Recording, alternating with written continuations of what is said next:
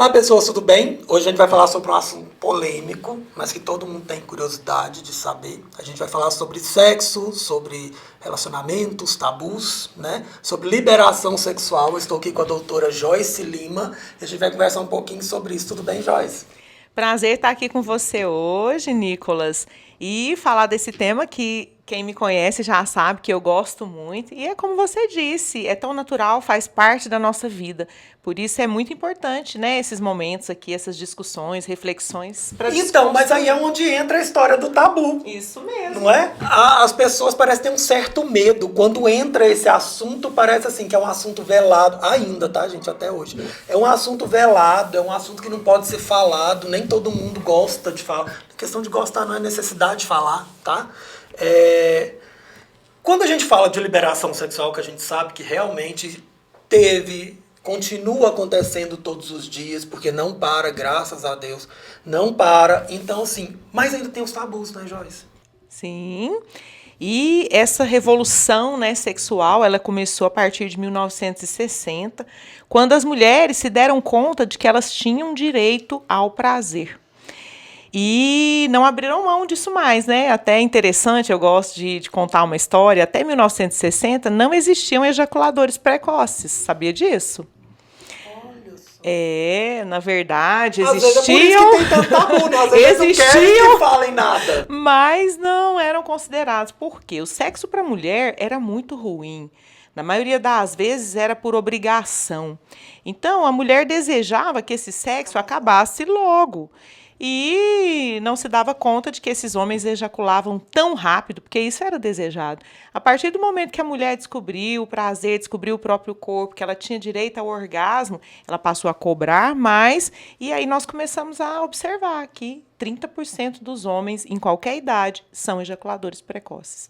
E tem a ver também com condicionamento, né? Ejaculação precoce geralmente não tem uma causa orgânica, mas o condicionamento. Os homens, culturalmente, né, são criados para ejacular rápido. Imagina, o adolescente está lá no banheiro, nessa fase que os hormônios estão assim a todo vapor. O que é comum? A família bater na porta. Menino, não gasta água, está gastando muita energia. Então ele precisa, né, ejacular rápido. Às vezes ele está no quarto, ali debaixo dos lençóis, para que não seja pego, não seja descoberto, também teria esse comportamento. E até do ponto de vista, Nicolas, evolutivo. A gente fala que os homens aprenderam a ejacular rápido lá na época das cavernas por uma questão de sobrevivência, né? Porque os predadores poderiam aparecer e ele precisava garantir o sexo enquanto reprodução, né? Essa preservação da espécie.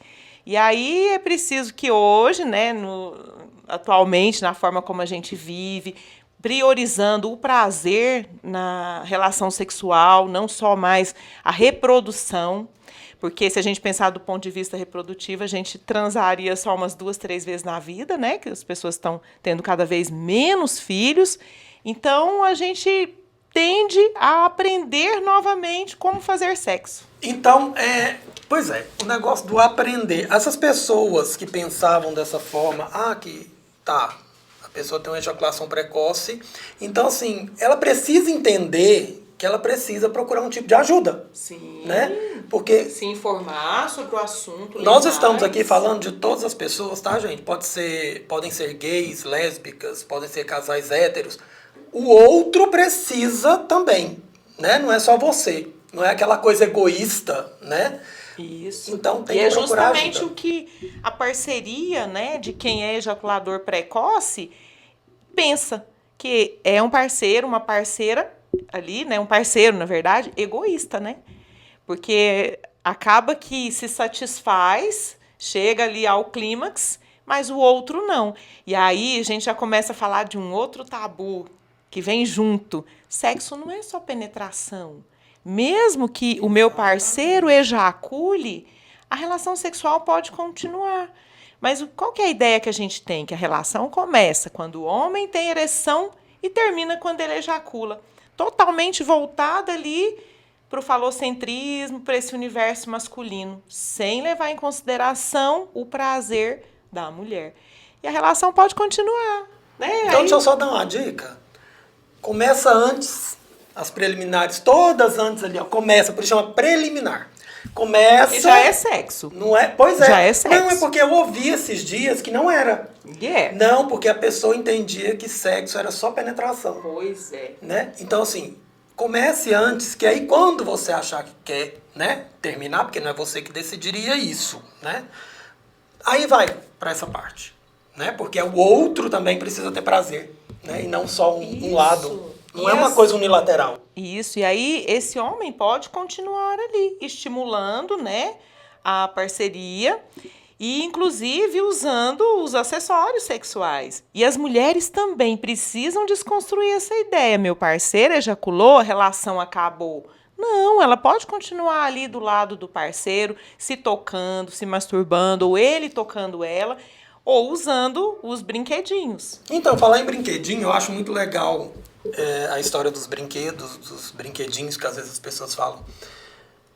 Porque com a história do filme da Ingrid Guimarães, eu acho que ele abriu um pouco mais sobre isso, né?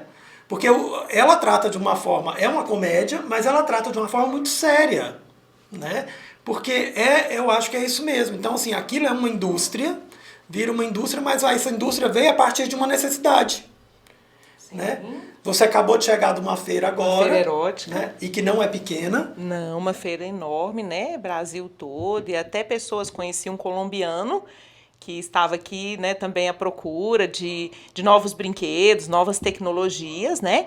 E na pandemia foi o setor que mais cresceu, enquanto outros setores tiveram, né, ali encolheram, tiveram prejuízos, a indústria erótica cresceu 12% na pandemia. E por quê? Com as pessoas em casa, nós tínhamos algumas situações atípicas. Os solteiros não podiam marcar encontros. Então, até do ponto de vista assim, médico, né, a gente orientava que pudessem se masturbar para satisfazer essas necessidades sexuais, já que encontrar outras pessoas era risco de vida, né, no auge aí da pandemia. E poderiam, então, usar esses acessórios, né? Muitas pessoas descobriram aí no sexo virtual uma inspiração, né? Algo assim muito excitante, e também utilizavam os brinquedos. E os casados caíram numa rotina bem ali cansativa, né? Quem tem filhos, com os filhos, tendo que ajudar esses filhos a fazerem tarefas, sem ajudantes em casa. E essa rotina precisava também ali de um plus, né? Dar uma mudada, uma apimentada. E aí, novamente, a indústria erótica trouxe, né, algumas novidades ali para esse casal apimentar a relação. E quando a gente fala isso, por exemplo, eu citei o filme, realmente é uma parte tecnológica, né? Tem muita coisa assim, não é só aquela história de ter alguns brinquedos que já são conhecidos das pessoas, mas tem muita coisa diferente. E outra coisa, né, gente, quando a gente fala, a gente queria falar dos tabus, é essa história mesmo, de falar assim, nossa, eu não vou entrar num sex shop. Ou se não se entra, é muito rápido. Tem uma menina que eu vi numa entrevista do programa do Porchat, que ela vendia produtos eróticos. Aí tinha um supermercado de frente à loja dela. Aí a mulher não queria entrar. Ela falou assim, então a senhora vai para o supermercado, que eu entrego lá dentro do supermercado para a senhora. E ela passou a entregar para as amigas dessa mulher também dentro do supermercado. Ela fez uma parceria com o supermercado. E ela começou a entregar porque as pessoas não queriam entrar no sex shopping. Né? E aí ela começou, sempre que alguém entrava e começava a andar nas gôndolas, não fazer nada, já estava esperando a menina chegar. E uma das coisas mais vendidas é a história do coelho. O coelho. Lá da Ingrid. Né? Então, assim, isso ainda tem a história do tabu, né? Eu acho que o tabu é uma coisa, um dos motivos mais sérios para que isso dê uma travada nas pessoas. E aí, o que acontece? Quando os vibradores, né, foram inventados, era para tratamento de diversos problemas de saúde, tratamento de asma, tratamento de bronquite. Eram como se fossem massageadores, né? Eles eram vendidos dessa forma. Até que tem lá o filme, né, que se chama Histeria. Foi a época que achava que as mulheres tinham essa doença, estavam mais irritadas, e começaram a usar esses massageadores na região genital também, né? Mas aí, de repente, os estudos foram mostrando que realmente não funcionava para tudo, não ia resolver tantos problemas, né? E os vibradores, eles eram vendidos como eletrodomésticos. Foi o quinto eletrodoméstico no mundo. Surgiu até antes do ferro elétrico, né, do aspirador de pó. E eram vendidos em lojas mesmo, lojas comuns. Até que, quando eles descobriram que não curava essas doenças, né, diminuiu as vendas, e aí a indústria pornográfica viu nos vibradores um aliado, né, para ser usado ali naquele outro ambiente. Aí, então, os vibradores passaram a ser marginalizados, né, a visto como objetos obscenos, né, e até um pouquinho antes da pandemia, 2019, uma das feiras tecnológicas lá dos Estados Unidos, né, uma grande feira, o objeto premiado foi um vibrador que se chama Ozé, pela tecnologia, né, dele. Mas depois de alguns meses retiraram o prêmio do vibrador porque falaram que era um objeto obsceno. As críticas foram tantas que devolveram o prêmio, né, para esse vibrador. Mas até assim, companhias aéreas, às vezes a gente tem dúvida se vai conseguir passar ou não com um vibrador. Porque existem alguns países, né, alguns lugares que você não consegue entrar com um sex toy, com um vibrador, né? Hoje a gente não tem só os vibradores, né? Tem os sugadores, tem aí uma infinidade de produtos, né, que a indústria tem produzido cada vez com assim, tecnologias mais avançadas. Lá mesmo, nessa feira erótica, né? Tem um brinquedinho lá que é um vibrador de calcinha, que até tem umas bolinhas que podem ser usadas na região anal, que é controlado via aplicativo. Então, eu posso estar aqui em Goiânia e alguém lá no Japão acionar o aplicativo e a gente usar esse vibrador. E existe uma projeção também para que até 2045, em cada 4 jovens estejam fazendo sexo regularmente com robôs. Hoje a gente já tem alguns robôs que simulam seres humanos, que a pele é muito parecida, eu tenho né? certo medo disso. E eu também. Eu acho que assim, as interações humanas, né? A gente está perdendo um pouco. A pessoa não consegue viver as frustrações que existem num relacionamento, né? E que fazem a gente crescer. E vai ser possível, inclusive, você imprimir na impressora 3D os genitais da parceira ou do parceiro e você ter relações e tem totalmente até um filme, né? Se não me engano, o filme chama Ela, que é uma assistente virtual e o cara se apaixona por ela e, na verdade, por um tempo e ela vai acabando e ele fica doido, ele começa a surtar. Então, assim, eu tenho um certo medo dessas histórias, assim, de a inteligência artificial. Eu acho que... Eu assusto com a Alexa, tem hora, gente. Né? Alexa, um dia eu perguntei as horas, aí ela perguntou pra mim se queria que todos os dias, naquele horário, ela me desse as horas. Aí eu falei que não. Ela falou, ok. Eu falei assim, gente, é uma conversa, e eu nem precisei falar Alexa de novo. Porque né? Aí eu descobri que se a gente conversa muito rápido com ela, não precisa do Alexa, faça isso, né? E aí eu falei assim, gente, isso é muito sério. Né? Esses dias eu pedi para ela abaixa o som. Aí eu falei, abaixa novamente. Ela me perguntou assim, posso abaixar mais uma vez? Eu falei, não. Ok. Eu falei assim, gente, eu tenho um certo problema com esse negócio. Eu acho interativo demais. Eu acho que tem um limite, né? A preocupação é essa, né? A gente perder esse limite. E o distanciamento já aconteceu na pandemia, né? A gente já se distanciou, as relações mudaram, né?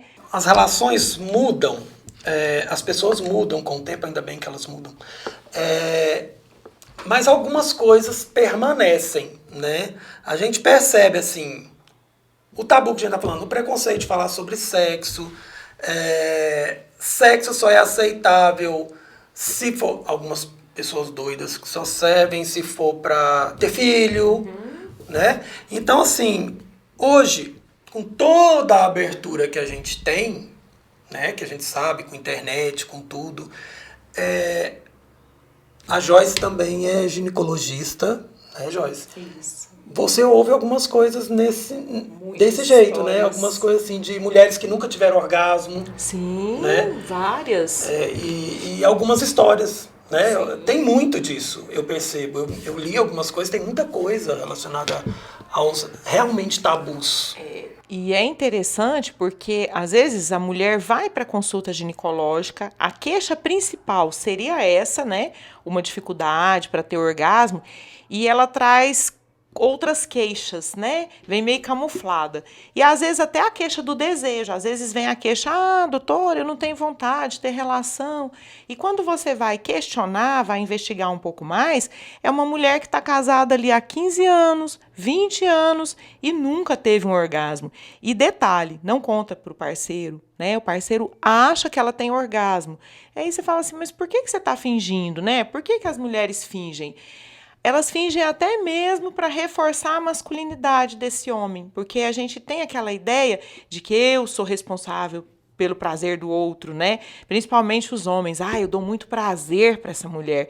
E o que eu falo é que ninguém dá prazer para ninguém. Você facilita ou dificulta o prazer do outro. Eu posso ter ali o melhor marido que faz tudo, se eu estiver pensando nas contas do fim do mês, se eu estiver longe, ele não estiver vivenciando realmente aquele momento, eu não vou ter orgasmo. E a gente vê igual, por exemplo, aquela doida, né, gente, que apareceu na internet aí falando que para parar de pedir o marido para lavar a louça, né? Olha, se a masculinidade dele é frágil a esse ponto, isso é um problema dele, né? Porque eu acho que quando vive um... É um absurdo, né? Um absurdo. A gente ouve tanta coisa absurda que... E eu falo isso, uma coisa que a gente fala de relacionamento, tanto no hétero quanto no relacionamento gay, depois de um certo tempo, tá, gente? E as pessoas tendem a achar alguma coisa de relacionamento gay. Elas acham que gay transa toda hora. Né? Que gay não tem problema, não tem disfunção sexual. E só vive em festa, né? E não é assim, não. E às vezes tem aquele casal que é mais... Você vê assim, tanto ele quanto ela é mais... É brincalhão, fala muita besteira, então eu penso assim, a vida sexual também é ótima. Então o povo tende a julgar essas coisas, né? Então é a hora de vocês sentarem e conversarem, às vezes procurar uma terapia, porque não é sempre assim não, tá, gente? Agora, uma pessoa que nunca tem também já é um problema, né? Não precisa ter toda hora, mas também que nunca tem também é um problema. Um relacionamento talvez não se sustente. A frequência sexual, ela precisa estar boa, né? Para os envolvidos. Se forem 2, se forem 3, seja como for, né? Ali o relacionamento. E existem trabalhos mostrando qual é a média. Existem. A média do brasileiro é em torno de 2 vezes por semana. Do japonês, 1 vez por semana. Mas, de repente, se eu tenho ali um parceiro que gosta 5 vezes por semana e eu gosto 1 vez a cada 15 dias, isso vai ser um problema no relacionamento. E pode ser que esse casal precise realmente de ajuda para entender por que um está querendo só 1 vez a cada 15 dias, né? Será que esse sexo que aquela pessoa faz não é um sexo bom? E tem pessoas, hoje a gente fala muito nos assexuais. Os assexuais, para eles, sexo não é prioridade. Não é que eles não façam nunca. Existem alguns tipos, né, de assexuais, como o demissexual, que se ele estiver ali num envolvimento afetivo, de vez em quando pode ter uma relação. Então, Joyce, aí é onde entra a história da novela. Eu trouxe alguns assuntos da novela aqui. Ótimo. Porque eu acho que a Glória Pérez, quando ela faz ela nunca busca um assunto só, né, gente? Ela coloca 15 assuntos numa novela inteira. Até porque essa novela é tão chata que se não tiver esse tipo de assunto, não vai conseguir. Mas assim, e não tá conseguindo mesmo não. Aí, o que acontece? Lá tem o menino, que é um menino, um adolescente, e tem já um adulto, né? Mas aí, pra ele fala que ele não tem necessidade hora nenhuma. Existe o assexual estrito, que realmente não tem necessidade hora nenhuma. E, na verdade, assim, a gente tem a pulsão do organismo, né? A gente tem, assim, o lado biológico do sexo, que você sente no corpo, assim, aquela necessidade. Mas, às vezes, a pessoa acaba fazendo outras atividades ali, como não é mesmo importante para ele, passa sem ter um relacionamento sexual. Então, e aí realmente passa? Passa. Sim, a pessoa vive sem sexo. O assexual, ele vive sem sexo, o estrito, né? O demissexual, ele de vez em quando pode ter um relacionamento sexual, desde que tenha um envolvimento afetivo. Para ele é mais importante o envolvimento afetivo. Olha, gente, é um assunto muito interessante. A gente podia ficar aqui horas. Eu vou chamar um intervalo, mas eu vou voltar com alguns assuntos para a doutora, tipo fetiches, tá? Daqui a pouquinho a gente volta.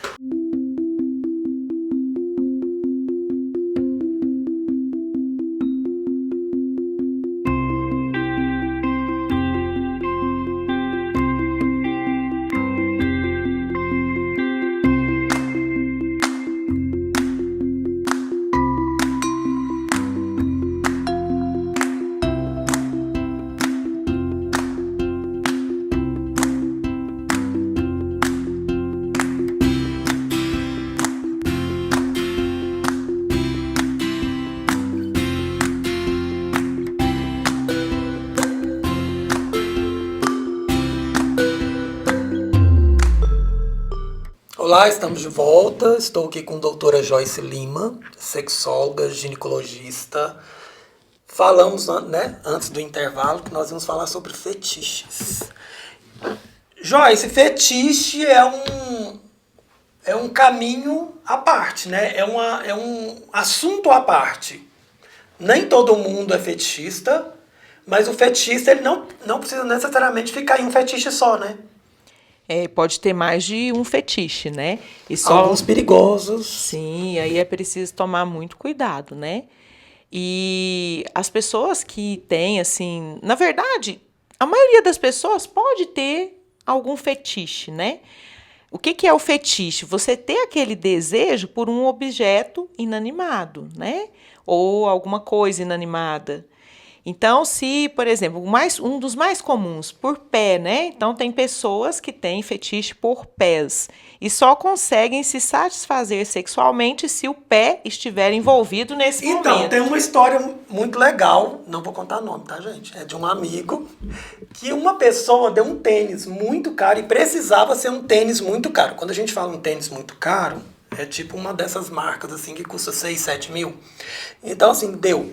Que era para usar todos os dias durante um mês, de preferência com o pé suado, usar na academia, para depois devolver esse tênis para ele e ele se masturbar cheirando o tênis. Não precisava do meu amigo, tá? Fetiche por chulé, fetiche por cheiro, né?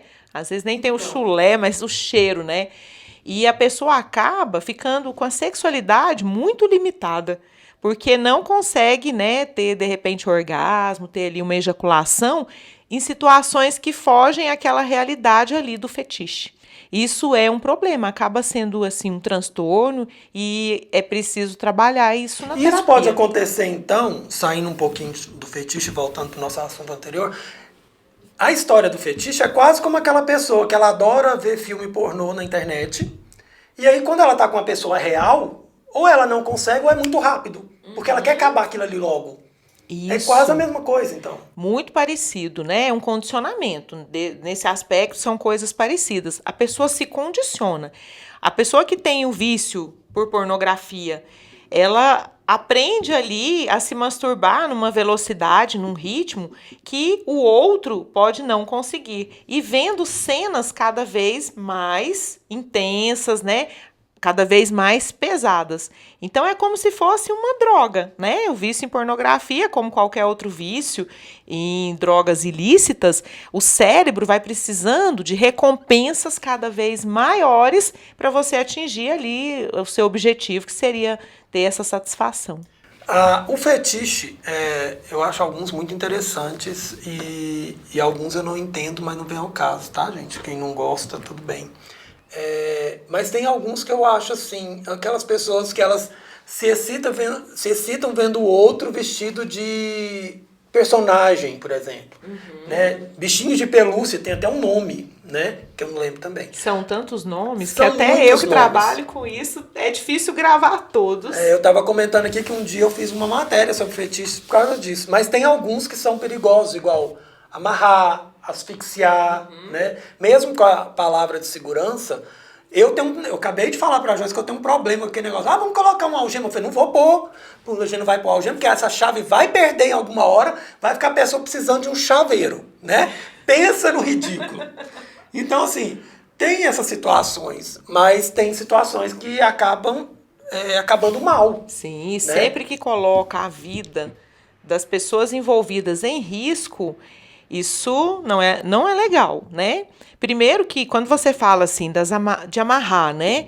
E de repente colocar ali uma algema, tudo isso precisa ter consentimento. E o que a gente fala, além do consentimento, não pode colocar em risco a vida das pessoas. Colocou em risco ou não teve consentimento, não tem conversa. Não é uma coisa, né, considerada ali normal, né, ou legal. A gente até evita usar essa palavra normal, né?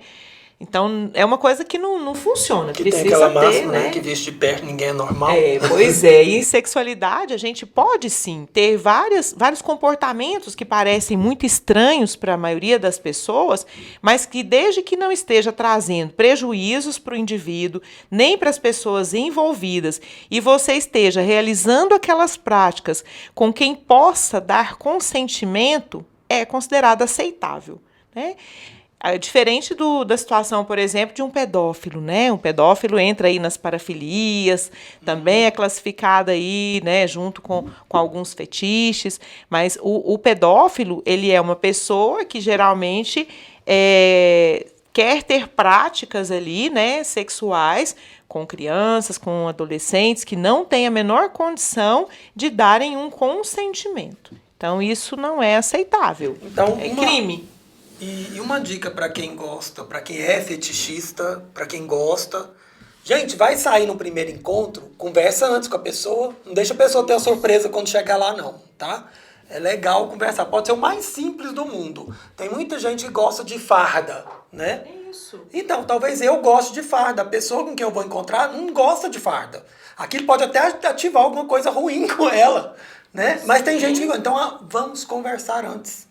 E hoje dá pra gente ter uma conversa, né? Mesmo que você nunca tenha encontrado a pessoa, nunca tenha visto, dá para conversar ali, né, nas mídias e procurar um ambiente também, né, que seja mais reservado, que tenha uma certa segurança para você conversar isso, ou para quem também vai mandar os nudes, a gente sempre fala, né, ter segurança para não ser vítima aí de pornografia de vingança, né, que é tão comum hoje, ser depois ameaçado, né, por isso.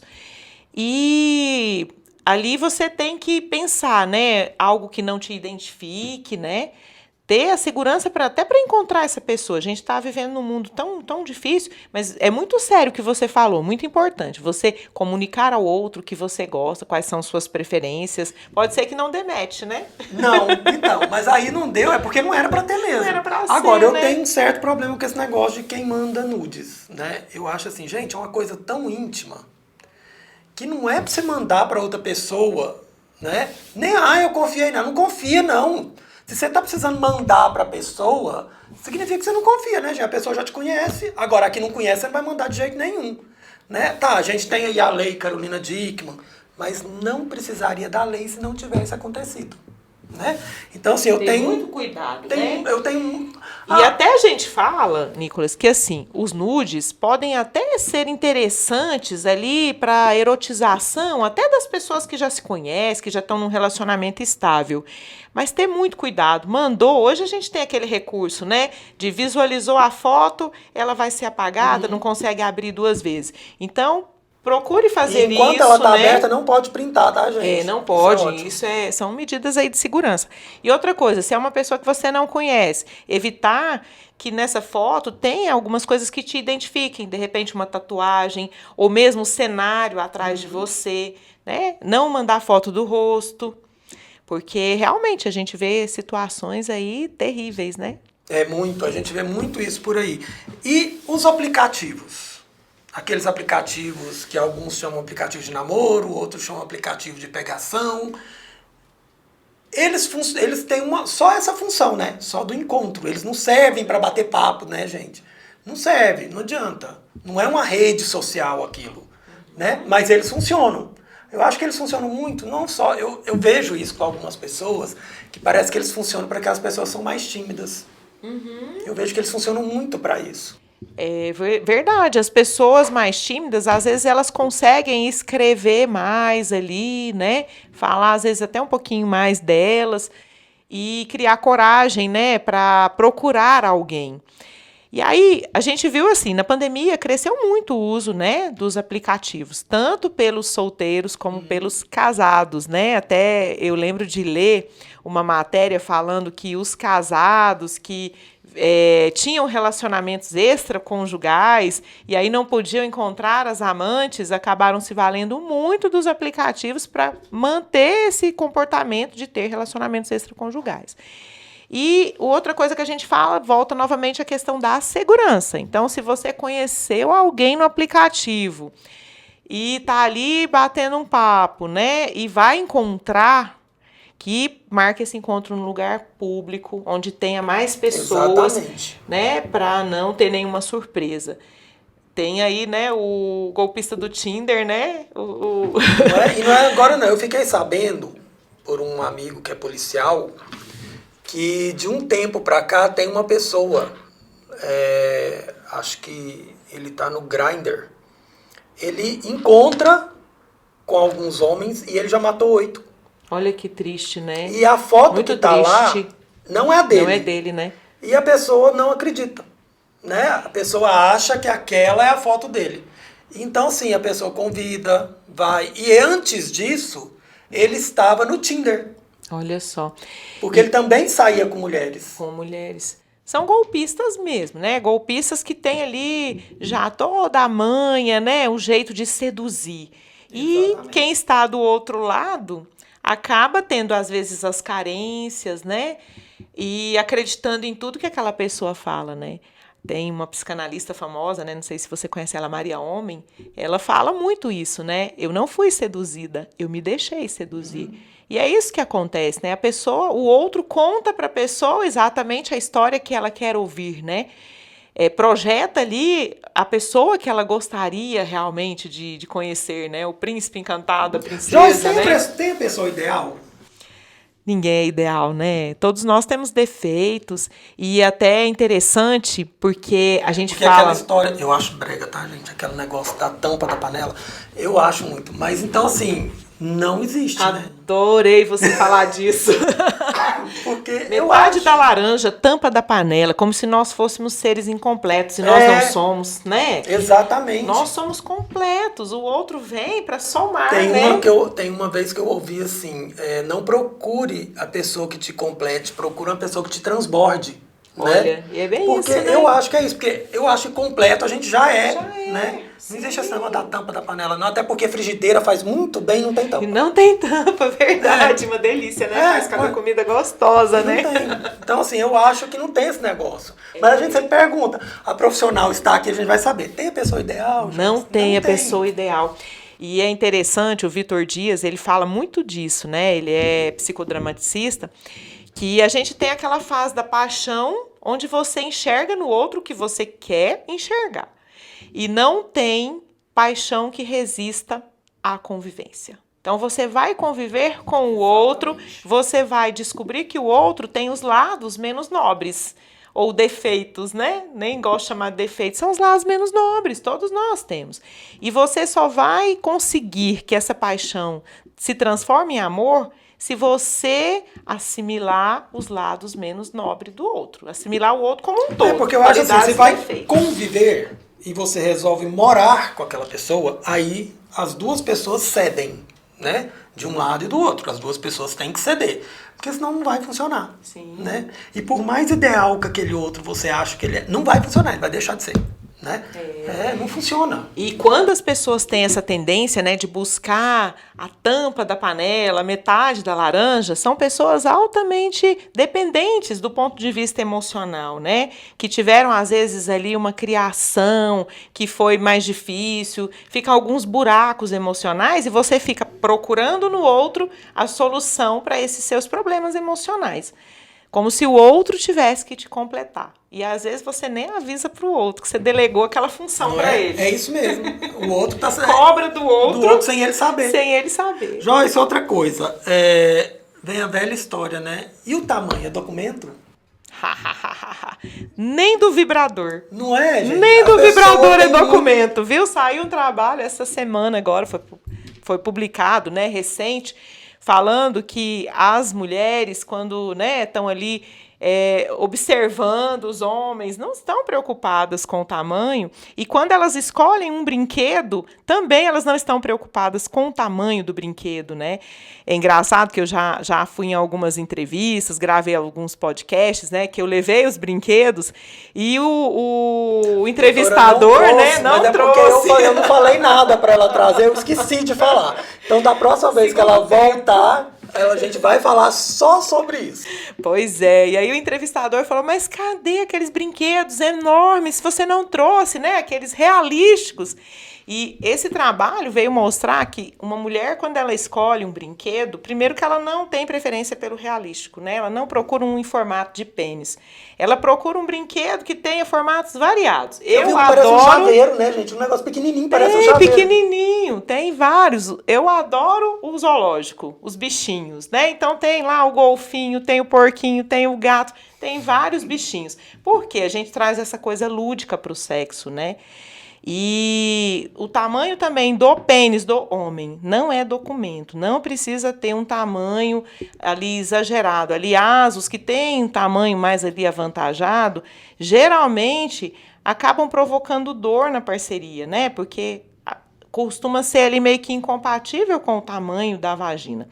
Poucas mulheres gostam de um pênis grande, porque realmente elas têm mais prazer quando esse pênis estica ali o fundo da vagina. Então, existem sim. A gente fala que a gente tem um marca-passo vaginal lá no fundo da vagina, que esse pênis maior ativaria esse marca-passo. Mas o prazer da mulher está principalmente ali no clitóris ou na região que a gente chamaria de ponto G. E para atingir essa região não precisa de um pênis grande. É mais importante um pênis grosso do que comprido. E os brinquedos também, eles observaram nesse trabalho que as mulheres procuram mais o diâmetro, os brinquedos com diâmetros maiores quando elas gostam de penetração. Porque muitos brinquedos, eles não são para penetração, são só para estímulo, né, do clitóris. Ou vibração ou sugadores. Então, tá vendo pessoas neuróticas que se preocupam com o negócio de tamanho? Não precisa, tem que saber fazer. E, deixa eu te contar uma coisa. Os que estão preocupados aí com o tamanho, tem alguns estudos mostrando que nos últimos aí 29 anos houve um aumento de 24% dos pênis. Né? Não se sabe direito por quê, mas está tendo um aumento da média do tamanho do pênis. Vai entender, né? Vai ver que é assim, um tanto de hormônio, né, gente, que vem na comida que a gente come. E pode ser, né? Agora, assim, os homens têm muito essa preocupação, né? E aí vem aquela ideia da masculinidade, né? Como a gente tá falando, uma masculinidade frágil. Você não vale o tamanho do seu pênis, não é isso, né? A sua masculinidade não tá ali no seu pênis. É muito além, né? Mas ser homem é muito além, alguns, né? Não, o ser homem é muito além porque, assim, o difícil é saber, né, gente? É saber entender essa diferença que alguns precisam aprender, né? Nosso tempo, né? Já tá no final. Eu sempre falo aqui que eu queria ter um programa maior, mas não me deixaram ainda. Então, assim, nosso tempo tá acabando. Joyce, muito obrigado. Vai voltar, a doutora vai voltar com os brinquedos. Trazer todos os brinquedos. A gente vai falar realmente disso, a gente vai falar de algumas coisas e algumas situações que as pessoas vivem por causa disso. Mas foi muito bom tê-la aqui com a gente. Eu agradeço, adorei nosso papo, nossa conversa. Quero continuar essa conversa. Vamos sim, vai ser um prazer estar aqui novamente. Obrigada pelo convite. Eu que agradeço. É promessa, tá, gente? A doutora Joyce vai voltar. Aguardo vocês no próximo programa.